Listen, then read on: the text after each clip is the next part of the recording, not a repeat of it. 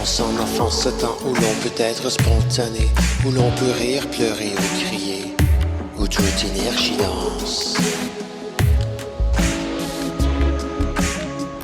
Ce temps où nos parents sont tout notre univers, on les regarde fascinés, on en est tellement fiers.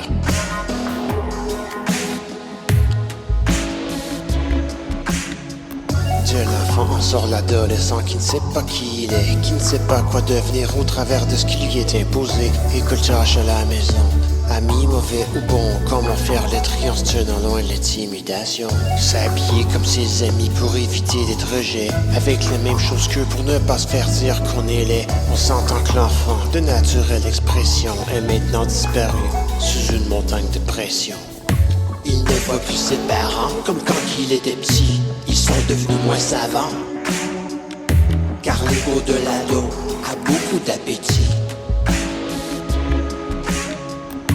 Il ne voit plus ses parents comme quand il était petit. Ils sont devenus moins savants, car l'ego de l'ado a beaucoup d'appétit. De l'ado sort l'adulte, parfois mature et parfois pas. C'est être marqué par des tempêtes et les coups de vent dans ses pas.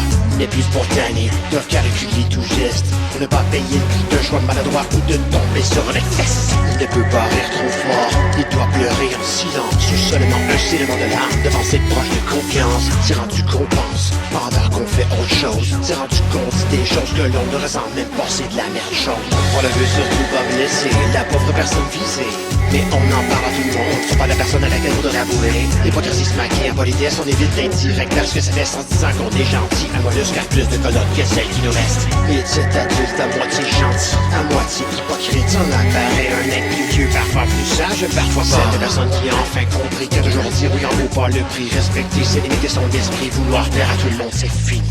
Ses capacités ont diminué, ses pas sont plus courts, mais au moins il est moins loué, car il est libéré des vautours.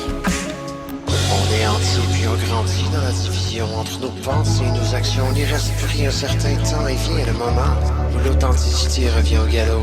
Il n'est jamais trop tard pour retourner d'où l'on vient, frère.